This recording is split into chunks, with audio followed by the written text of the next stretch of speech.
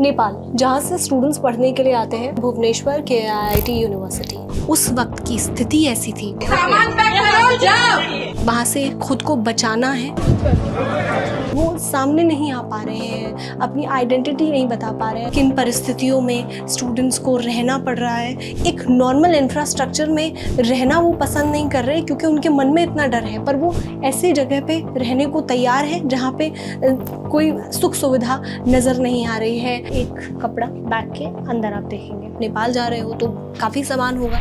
नेपाल, जहाँ से स्टूडेंट्स पढ़ने के लिए आते हैं, उड़ीसा के भुवनेश्वर के IIT यूनिवर्सिटी। लेकिन के IIT यूनिवर्सिटी में जिस तरीके से ये घटना हुई है, उसके बाद से बहुत डर स्टूडेंट्स के अंदर है, और उस डर का जो नतीजा है वो मैं आपको अभी दिखाने वाली हूँ। मैं अभी एक रूम के अंदर में हूँ जहाँ पर स्टूडेंट्स कुछ रुके हुए हैं, नेपाली स्टूडेंट्स जो नहीं जा पाए हैं। उनकी आइडेंटिटी हम रिवील नहीं कर सकते, मैं आपको एग्जैक्ट कौन सी लोकेशन है वो नहीं बता सकती क्योंकि उनकी सेफ़्टी का इशू है। स्टूडेंट्स को डर है कि अगर हम ये रिवील करेंगे तो उनकी सेफ़्टी पर बात आ सकती है, और उसी का हम ध्यान दे रहे हैं। ये एक रूम है, 3 शेड आप देखेंगे इस पर। यहाँ पर वो स्टूडेंट्स रुके हुए हैं। वैसे के IIT यूनिवर्सिटी के अंदर जितने भी स्टूडेंट्स पढ़ते हैं वो हॉस्टल्स के अंदर रहते हैं। 3 ऑक्यूपेंसी के हॉस्टल रूम्स होते हैं जिसमें 3 स्टूडेंट्स एक साथ रहते हैं। लेकिन जो स्टूडेंट नेपाल वापस नहीं जा पाए, जब उनको ये आदेश दिया गया कि आपको बाहर जाना है और उनको बाहर भेजा गया और स्टेशंस पर उनको छोड़ दिया गया, उसके बाद कुछ स्टूडेंट्स स्टेशन से इस तरीके के कमरों में आ गए हैं, अपने दोस्तों के पास आ चुके हैं। जिस स्टूडेंट से मेरी बात हुई है वो अपने एक दोस्त का, कोई दूर का दोस्त है, उसके यहाँ पर आके रुके हैं, मुश्किल से उससे जगह मांगी है। तो कुछ लोग यहाँ पर जो रह रहे हैं उनके साथ में ही वो यहाँ इस कमरे को शेयर कर रहे हैं। हॉस्टल से ये एक सफ़र दिखाता है कि कहाँ पर किन परिस्थितियों में स्टूडेंट्स को रहना पड़ रहा है। ये छोटा सा कमरा है, इसमें जो स्टूडेंट्स हैं वो आके रुक रहे हैं ताकि वो यहाँ से फिर नेपाल जा सकें। उनकी कुछ की ट्रेन्स हैं, कुछ वाया कैब जा रहे हैं और यहाँ से जाने की कोशिश कर रहे हैं। सवाल उनसे कई पूछे गए कि आप नेपाल वापस जा रहे हैं, भारत वापस आएंगे, कब आएंगे, इसको लेकर भी पूछा गया। उसमें उनके मन में संशय है, डर है कि अगर हम वापस आएंगे तो क्या हमारी सेफ़्टी इंश्योर होगी। सेफ़्टी की बात वो कर रहे हैं। लेकिन इस तरीके के रूम्स हैं जो कि अलग अलग एरियाज़ में हैं, दूर दूर इलाकों में हैं।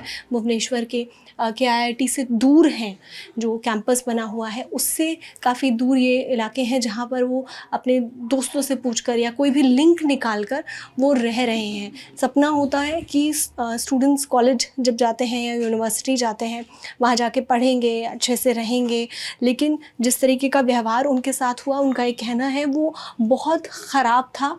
इतना ज़्यादा ख़राब था कि डर उनके मन में है अभी, और वो सामने नहीं आ पा रहे हैं, अपनी आइडेंटिटी नहीं बता पा रहे हैं। उनका अभी भी यही कहना है कि हमें अभी भी जो कॉल्स आए हैं उसमें ये कहा गया है कि अगर आप बाहर कोई बात रखते हैं तो उसके कॉन्सिक्वेंसेस हो सकते हैं। हालांकि उनका ये भी कहना है कि अभी भी उनको वार्डन्स की तरफ से और यूनिवर्सिटी अथॉरिटीज़ की तरफ से कॉल्स आए हैं कि वो लोग वापस आ जाएं, लेकिन उनको अभी भी अपनी सेफ़्टी का एश्योरेंस नहीं फ़ील हो रहा है। उनको नहीं लग रहा है कि अगर वो वापस हॉस्टल के अंदर जाके रहेंगे तो वो सुरक्षित होंगे। उनका ये कहना है कि हॉस्टल के अंदर जहाँ AC भी लगा होता है, प्रॉपर पंखा होता है और अच्छा इंफ्रास्ट्रक्चर है, लेकिन वो वहाँ पर रहने को तैयार नहीं है क्योंकि उनका ये कहना है कि वहाँ उन्हें जेल जैसा फ़ील हो रहा है।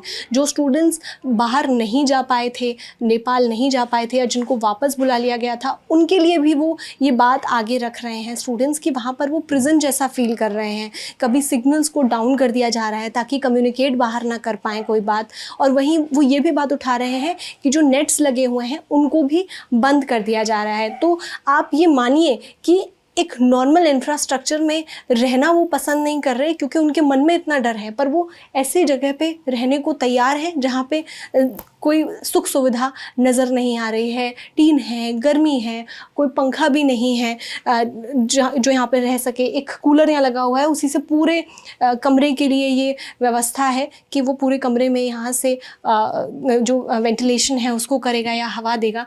तो ये दिक्कतों का वो सामना यहाँ पर कर रहे हैं ये नेपाली स्टूडेंट्स, और अब वो उनका कहना है कि कैसे जैसे तैसे करके यहाँ से हम निकलने की कोशिश कर रहे हैं। एक बैग आपको नज़र आ रहा होगा। जब हमारी एक स्टूडेंट से, जो कि नेपाली स्टूडेंट है, उनसे बात हुई तो हमने उनसे पूछा कि आप अपने साथ क्या सामान लेकर आए, क्या आपका सामान ले आए, क्योंकि आप नेपाल जा रहे हो तो काफ़ी सामान होगा, ये सबके मन में सवाल आता है। उन्होंने हमें बैग दिखाया। बैग के अंदर क्या है वो आपको दिखाते हैं। अभी उन्होंने कपड़े बाहर निकाले इसमें से, तो 2 जोड़ी कपड़े हैं, पैंट शर्ट 2 जोड़ी कपड़े इसमें रखे हुए हैं और एक कपड़ा बैग के अंदर आप देखेंगे। बस एक कपड़ा बैग के अंदर है और ये 2 जोड़ी कपड़े इसके अंदर हैं। हालांकि एक स्टूडेंट की लाइफ में, जब हम स्टूडेंट लाइफ में होते हैं तो हमारे लिए किताबें हमारी बहुत प्यारी होती हैं, लैपटॉप हमारा बहुत प्यारा होता है, हम उससे दूर नहीं करते ख़ुद से, क्योंकि वो हमारा भविष्य बनाने वाला होता है। लेकिन आप सोचिए ज़रा कि उस वक्त कैसी कंडीशन रही होगी कि अपनी सारी प्यारी चीज़ों को वहाँ पर छोड़ के आना पड़ा, और केवल कपड़े, मतलब जो हमारी लिस्ट होती है ना एक दिमाग में कि ये सामान हमारे होने चाहिए ज़रूरत के, कहीं घूमने भी जाते हैं, बाहर जाते हैं तो हम चीज़ें अपने दिमाग में रखते हैं, या हमें कहीं बाहर जाना होता है या वहाँ से निकल रहे होते हैं। लेकिन उस वक्त की स्थिति ऐसी थी कि वहाँ से बाहर आना है, तो आप सोचिए ज़रा कि कैसी स्थिति रही होगी कि वहाँ से ख़ुद को बचाना है, बाहर आना है, ऐसा वो महसूस उन्होंने किया। उन्होंने हमें बताया कि ख़ुद की जान बचानी थी, क्योंकि इस तरीके का व्यवहार उनके साथ हो रहा था, थ्रेटेंड फील कर रहे थे, और इसीलिए वहाँ से जब निकले तो केवल अपने साथ में क्या ला पाए, 2 जोड़ी कपड़े। कैमरे के पीछे हैं विजय, मेरा नाम है श्रुतिका, हम इस वक्त भुवनेश्वर में हैं। आप देखते रहिए दी लाल टॉप। शुक्रिया।